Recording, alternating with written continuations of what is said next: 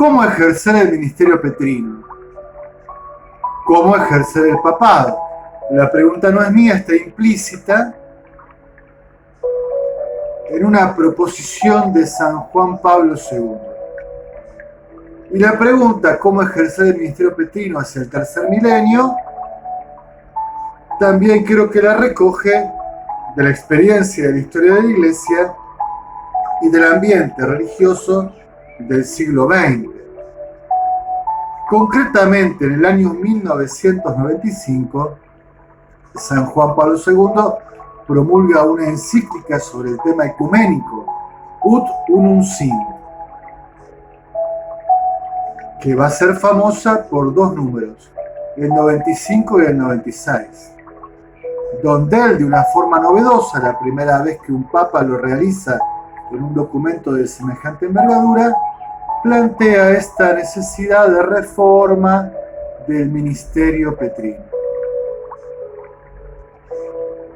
Durante un milenio, nos dice, los cristianos estuvieron unidos por la comunión fraterna de fe y vida sacramental, siendo la sede romana, con el consentimiento común, la que moderaba cuando surgían disensiones entre ellas en materia de fe o de disciplina.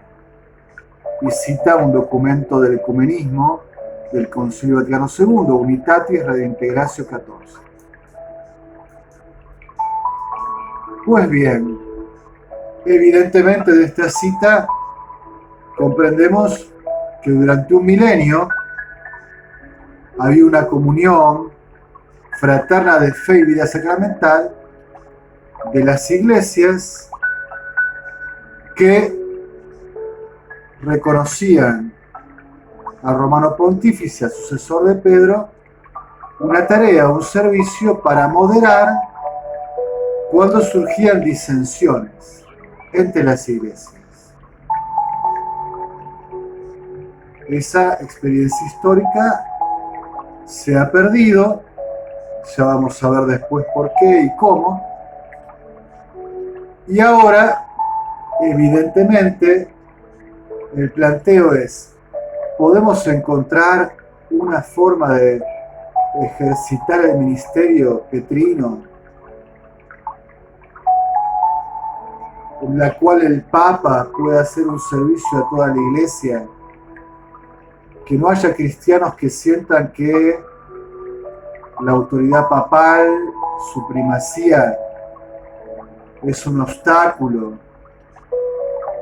y puedan volver todos a reconocer que es un servicio para la comunión, para la unidad y la caridad.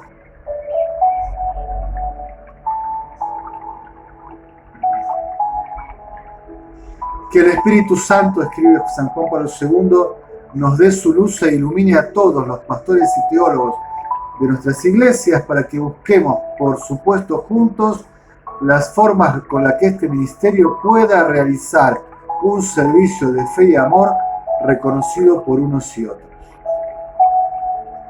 Tarea ingente, dice en el número 96, que no podemos rechazar y que no puedo llevar a término solo.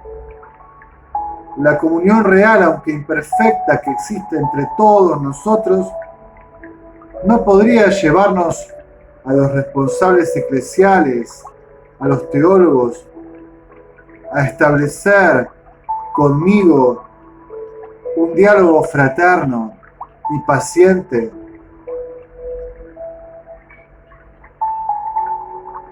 alejado de estériles polémicas, teniendo presente la voluntad de Cristo para su iglesia, dejando que impacte su grito, que ellos sean uno en nosotros, para que el mundo crea que tú me has enviado.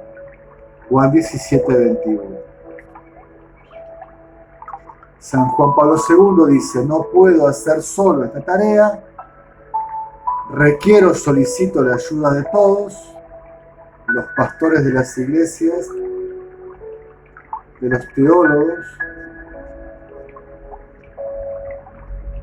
y da un consejo: dejemos que resuene fuerte la palabra de Cristo, que sean uno en nosotros, Padre, para que el mundo crea que me has enviado.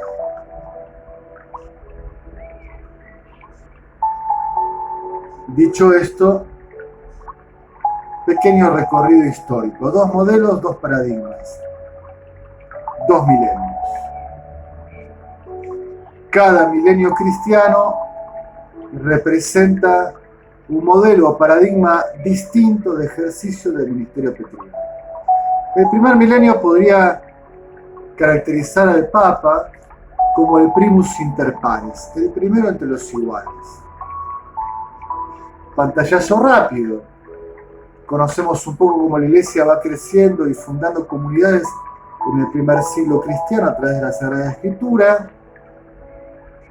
En el segundo siglo este proceso se consolida y aumenta. Y ya entre el siglo III y el siglo V encontramos una iglesia fuerte, consolidada, organizada, con estructuras, con roles, con teologías, con un ministerio ordenado en 3 grados: diaconado, presbiterado y episcopado, y multitud de otras riquezas que ya vive la iglesia en lo cotidiano de su tarea evangelizadora. Desconocemos quizás que esa iglesia de los primeros siglos es una pentarquía. Hay 5 patriarcados. El patriarcado de Roma, en Occidente, y los patriarcados en Oriente: Jerusalén, Antioquía, Alejandría y Constantinopla. De hecho, la iglesia de Oriente es más desarrollada, más rica en teología, en recursos.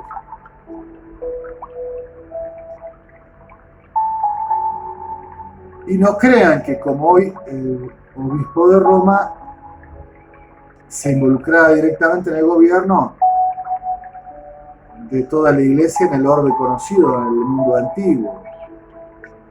Los patriarcas no lo hubieran dejado. Eran iguales en dignidad. Y sus iglesias tan antiguas o más que la sede romana. Por lo tanto, cada patriarcado tenía en su realidad territorial diócesis, obispos, comunidades sufragáneas que dependían del ejercicio del influjo del patriarca, que estaba como en la cabeza de esas sedes antiguas. Eso sí, los patriarcas, evidentemente, y todos los obispos, porque no había solo 5 obispos, había multitud de obispos y 5 patriarcas. Los patriarcas le reconocían al patriarca de Roma que Jesús le había dado la primacía en el colegio de los apóstoles. Le había dicho a Simón: tú eres Pedro, sobre esta piedra edificaré mi iglesia. Y le ha dado el mandato de confirmar en la fe a los hermanos. Y además la sede romana contaba con el prestigio del testimonio martirial de los santos apóstoles Pedro y Pablo. Y por eso le reconocían como una palabra última y un servicio para la unidad de la iglesia. Y cuando entre los patriarcas o las iglesias regionales había diferencias de disciplina eclesiástica, diferencias doctrinales, teológicas, dogmáticas, recurrían al pontífice de Roma. De allí el adagio: Roma locuta causa finita es. Han recurrido a Roma, Roma se ha expresado, ha comunicado, ha dado una sentencia, no se hable más, esto está definido. Pero no siempre solo era este recurso al patriarca de Roma. En el mundo antiguo muchas veces hubo que recurrir a los concilios ecuménicos, que reunidos con Pedro, con sus delegados, eran concilios de toda la iglesia antigua, de todos los delegados de la iglesia antigua, donde se definía la fe de la iglesia frente a dificultades, problemáticas muy hondas y muy urgentes y cruciales. Bien, así, digamos que El patriarca de Roma durante el primer milenio tenía contrapesos fuertes al resto de los patriarcas y ejercía un humilde servicio de definir lo necesario para garantizar la unidad.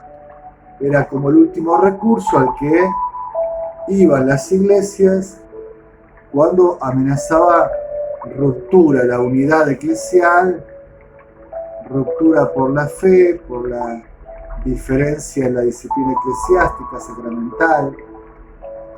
Y este era el humilde servicio acotado de Romano Pontífice para garantizar la unidad por la caridad fraterna. No es así el modelo del segundo milenio cristiano. Diferentes causas hacen que se rompa la relación entre los patriarcas de Oriente y el patriarca de Roma, motivos teológicos, doctrinales, disciplinares, políticos, económicos.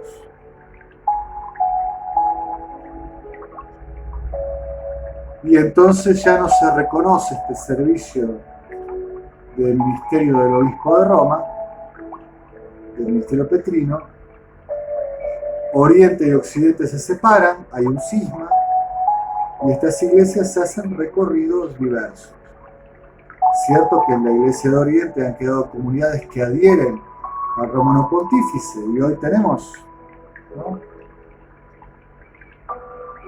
en la iglesia católica hermanos que tienen rito oriental y que confiesan su adhesión al Romano Pontífice.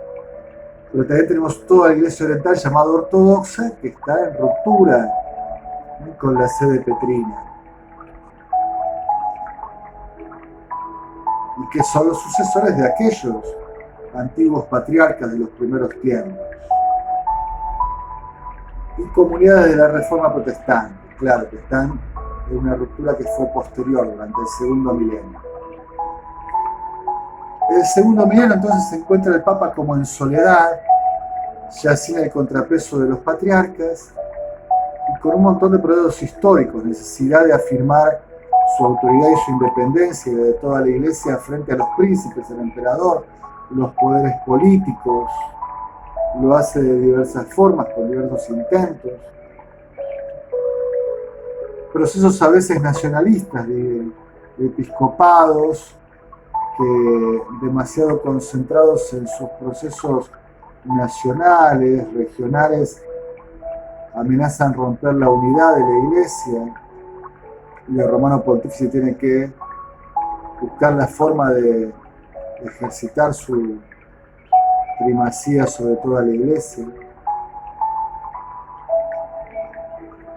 Y luego el proceso tan impactante de la modernidad, y concretamente de el régimen de monarquía absoluta, las monarquías absolutistas, que van a impactar fuertemente en el modo de ejercicio del ministerio de Pedro, de sus sucesores. Y entonces el segundo milenio va haciendo un proceso de concentración de poder en la figura de Pedro, de sus sucesores, y de una centralización romana. Y entonces va a quedar configurado un cuerpo hacia el siglo XIX casi macrocefálico. Un cuerpo eclesial donde la cabeza, el sucesor de Pedro, tiene grandes dimensiones, y el resto del cuerpo, el colegio de los obispos y el resto del pueblo de Dios, va quedando disminuido, un cuerpo disminuido y una cabeza muy grande, por así decirlo, de un modo casi caricaturesco. Si Luis XIV, símbolo como ninguno de la monarquía absoluta del Rey Sol, dijo yo soy el Estado, asegura las fuentes que el Papa Pío IX dijo yo soy la tradición. Un ejercicio del ministerio petrino más emparentado con la monarquía absoluta.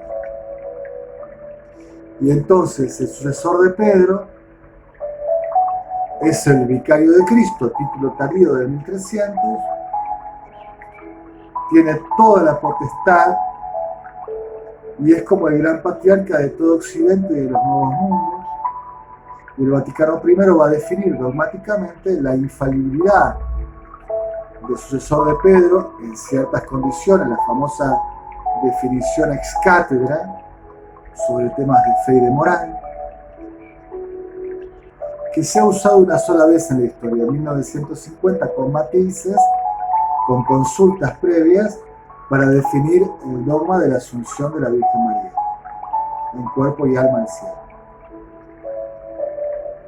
Y otro dogma, el de la jurisdicción universal inmediata sobre todo el territorio de la Iglesia, que esta ha sido usada más ampliamente. Ustedes piensan que no siempre en estos 2 milenios el Papa, por ejemplo, ha nombrado directamente los obispos.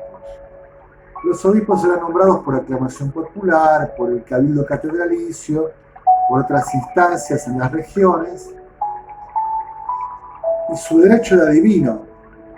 Elegido, su potestad venía de Dios por el sacramento del orden. Luego aparece que esta potestad necesita de una jurisdicción, y la jurisdicción se la da el Papa, el sucesor de Pedro. La potestad la tienen por el sacramento del orden, pero la jurisdicción para ejercerla en un territorio se le da al Papa, y luego se hace definitivamente costumbre que el Papa directamente elige. La potestad sigue siendo por el orden, pero el Papa directamente hace nombramientos en todo el territorio universal de la Iglesia. Y esto es bastante tardío.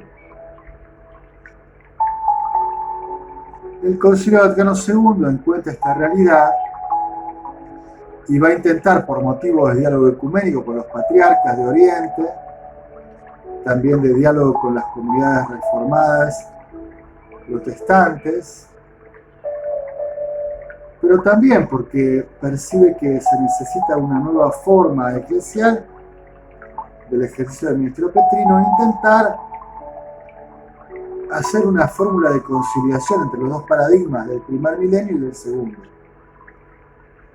¿Qué hay que hacer? ¿Restaurar el paradigma del primer milenio? ¿Volver al primus inter pares? ¿Cómo hacerlo sin contradecir ya definiciones dogmáticas del segundo milenio?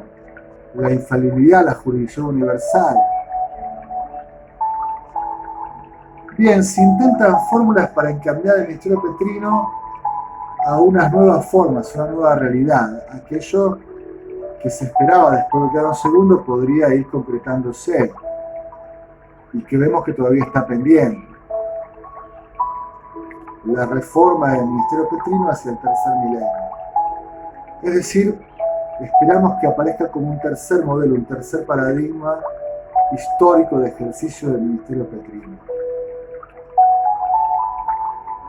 Las fórmulas de la Lumen Gentium son a veces difíciles, se muestran compatibles entre los dos modelos, a veces justapuestas en paralelo, así opinan los teólogos en general, como un intento que es un avance, pero como una formulación que no está todavía lograda, madurada del todo. Allí se hablará que la autoridad suprema la ejerce el romano pontífice por sí mismo, pero también hay otra forma de autoridad suprema, que es la del colegio de los obispos, con Pedro y bajo Pedro, es decir, intentando que no quede Pedro solo sin el colegio de los obispos, ni el colegio de los obispos menos sin Pedro.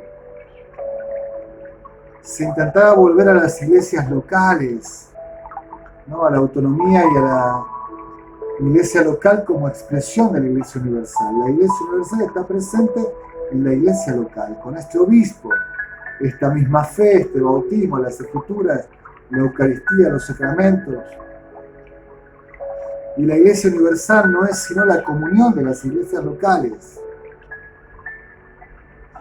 También eclesiología que está en camino todavía de poder comprenderse, concretarse.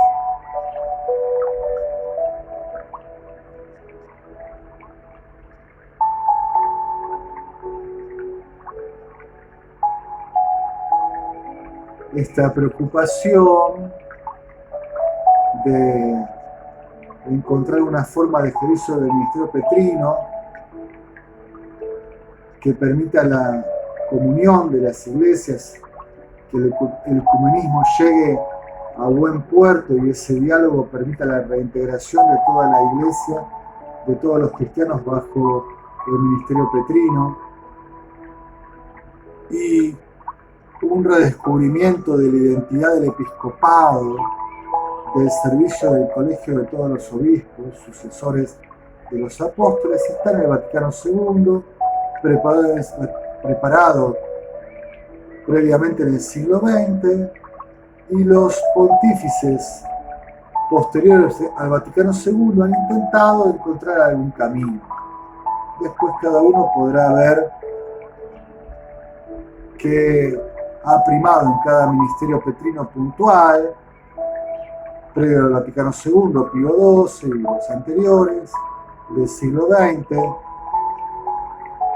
San Juan XXIII, San Pablo VI, Juan Pablo I, San Juan Pablo II, Benedicto XVI, Francisco, que ha primado un modelo más cercano al primer modelo de primus inter pares, un modelo más cercano a una monarquía absolutista, intentos nuevos. Bien, todavía se está buscando esta reforma del ministerio petrino hacia el tercer milenio. ¿Cómo ejercer el ministerio petrino? Antes que nada, te sigo invitando a darle like al video si te ha gustado, dejar algún comentario, a suscribirte a este canal de YouTube Presbítero Silvio Dante Pereira Carro, Manantial de Contemplación. Y sobre todo difundirlo entre tus contactos, tus amigos. Aquí vas a encontrar la palabra diaria, la predicación del Evangelio de cada día, herramientas para crecer en la vida espiritual y también recursos para intentar comprender y discernir la vida eclesial de esta iglesia peregrina en la historia. ¿Cómo ejercer el ministerio petrino? No me voy a atrever a responderlo yo. Voy a dejar que lo responda un papa, Benedicto XVI. En una famosa homilía del 7 de mayo de 2005, domingo de la Ascensión, cuando justamente en la Basílica de San Juan de Letrán, sede propia del obispo de Roma, inaugura su ministerio petrino. Es el día y la misa en la cual toma posesión de la cátedra.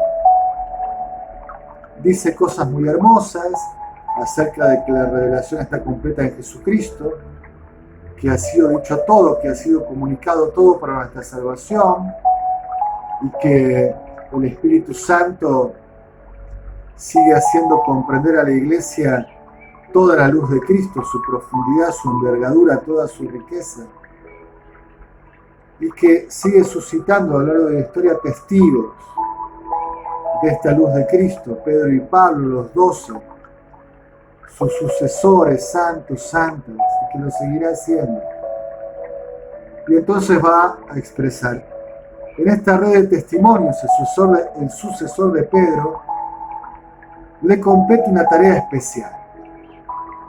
Pedro fue el primero que hizo, en nombre de los apóstoles, la profesión de fe: tú eres el Cristo, el Hijo de Dios vivo. Mateo 16:16. Esta es la tarea de todos los sucesores de Pedro: ser el guía en la profesión de fe en Cristo, el Hijo de Dios vivo. La cátedra de Roma es ante todo cátedra de este credo. Desde lo alto de esta cátedra, el obispo de Roma debe repetir constantemente: Dominus Iesus, Jesús es el Señor. Esta es la tarea específica del sucesor de Pedro, del Papa, vicario de Cristo, siervo de los siervos de Dios. Confirmarnos en la fe. Jesús es el Señor.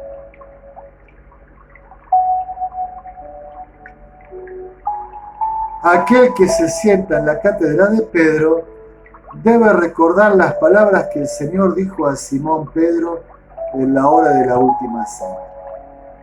Y tú, una vez convertido, confirma a tus hermanos. Lucas 22:32. ¿Cómo una vez convertido? Bueno, porque Pedro lo negó 3 veces. Experimentó esa caída. Y recuerden que después de profesar la fe, tú eres el Mesías, el Hijo de Dios vivo, cuando Jesús anuncia la cruz, la pasión, lo lleva aparte e intenta a Pedro reprender a Jesús. Y Jesús le dice: Satanás, ponete detrás de mí. Tus pensamientos no son de Dios, sino de los hombres. O sea, Pedro pasará también por sus crisis. Pero una vez superadas las crisis,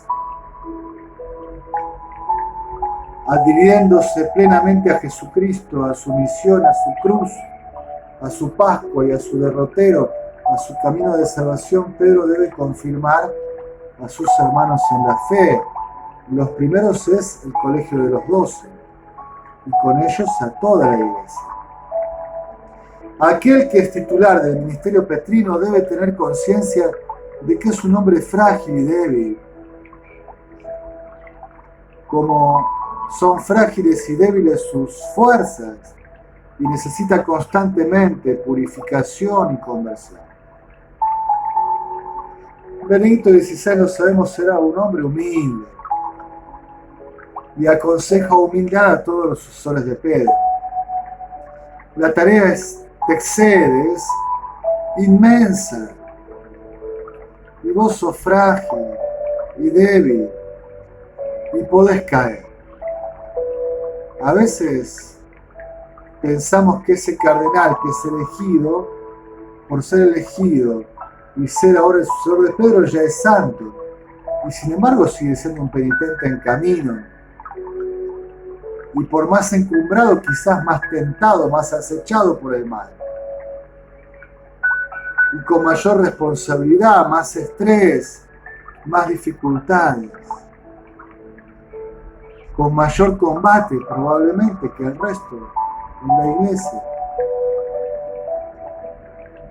Entonces debe siempre ser humilde, reconocer su debilidad, su fragilidad, buscar siempre purificación y conversión. El sucesor de Pedro. Pero debe tener también conciencia de que del Señor le viene la fuerza para confirmar a sus hermanos en la fe y mantenerlos unidos en la confesión de Cristo crucificado y resucitado. Tiene la fuerza de Dios, es débil, pero tiene la fuerza de Dios. Aquello de San Pablo, ¿no? Cuando soy débil, soy fuerte, que tu poder triunfa en mi debilidad. El obispo de Roma se sienta en su cátedra para dar testimonio de Cristo. Así la cátedra es el símbolo de la potestas docendi, la potestad de enseñar, parte esencial del mandato de atar y desatar conferido por el Señor a Pedro y después de él a los 12. En la Iglesia, la Sagrada Escritura, cuya comprensión crece bajo la inspiración del Espíritu Santo y el ministerio de la interpretación auténtica, conferido a los apóstoles, se pertenecen uno al otro de modo indisoluble. Bien, Pedro y el Colegio de los Apóstoles está para enseñar, para el ministerio de interpretación auténtica, para que la palabra de Dios sea transmitida fiel e íntegramente. Para esto se necesita la voz de la iglesia viva, la iglesia encomendada a Pedro y al Colegio de los Apóstoles hasta el final de los tiempos. El poder conferido por Cristo a Pedro y a sus sucesores es en sentido absoluto un mandato para servir. Un mandato para servir. La potestad de enseñar en la iglesia implica un compromiso al servicio de la obediencia a la fe. Pedro, el primado del Colegio de los Apóstoles, también es el primer testigo en doblar su rodilla y prestar obediencia a Él. El primero que se inclina y debe ayudar a todos a inclinarnos y prestar adhesión y asentimiento de inteligencia y de voluntad a la palabra de Dios, a la revelación que se ha comunicado completa y suficiente en Jesucristo para nuestra salvación, y que el Espíritu Santo nos anima a comprender, a recibir, a comunicar, a transmitir. El Papa no es un soberano absoluto, dice Benedicto XVI. El Papa no es un soberano absoluto cuyo pensamiento y voluntad son ley. Al contrario, el ministerio del Papa es garantía de la obediencia a Cristo y a su palabra. Esta es la tarea del Papa, Dominus Iesus, Jesús es el Señor, y dar testimonio de obediencia a Cristo y a su voluntad, a su palabra. Señor, ¿a quién iremos? Solo tú tienes palabras de vida eterna, dice Pedro en el Evangelio de Juan. No debe proclamar sus propias ideas, sino vincularse constantemente a sí mismo y a la Iglesia y a la obediencia a la palabra de Dios frente a todos los intentos de adaptación y alteración, así como frente a todo oportunismo.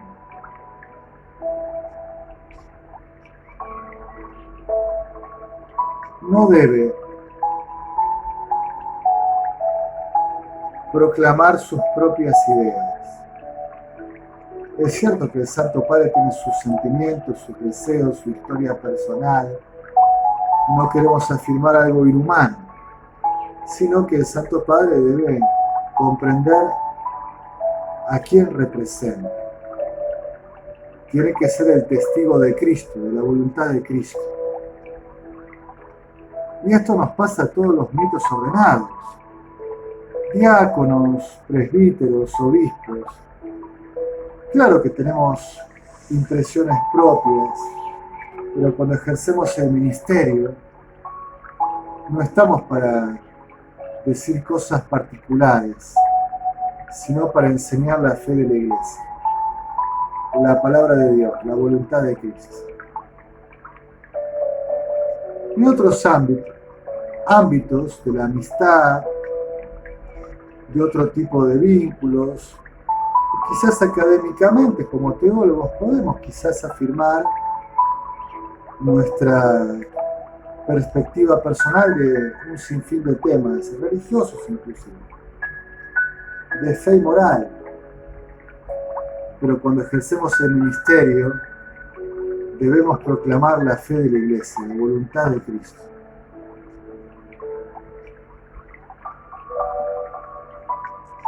Y debemos afirmar, y el Santo Padre, sucesor de Pedro, siervo de los siervos de Dios, debe ejercer autoridad cuando encuentre adaptaciones impropias, alteraciones y oportunismos.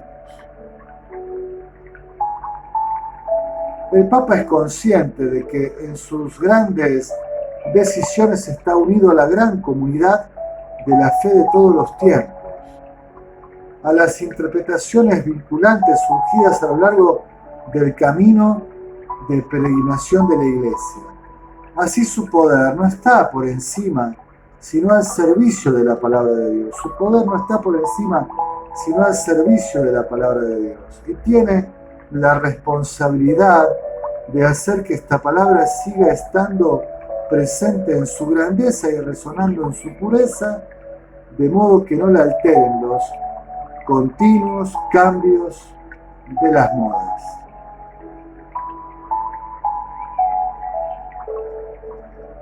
El Papa sabe que la Iglesia no comienza con él ni no termina con él.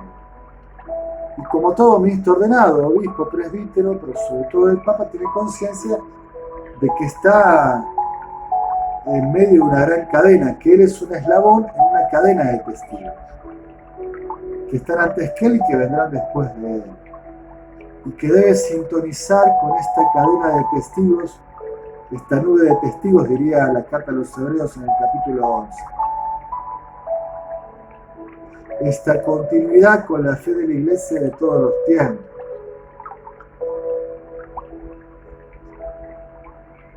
Evitando pareceres o pensares propios que sean demasiado personales, que no expresen la fe de la Iglesia de todos los tiempos,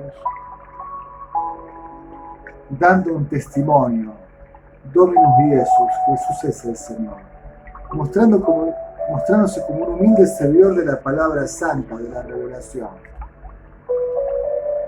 La escucha íntegramente, la conserva y la enseña con fidelidad. La propone con renovada vigencia a los hombres. Por eso dice que sirviendo a la palabra, permite que esta palabra santa siga presente en su grandeza y resonando en su pureza. En el recinto de la Iglesia, esposa de Cristo, y con toda la Iglesia propuesta al mundo entero.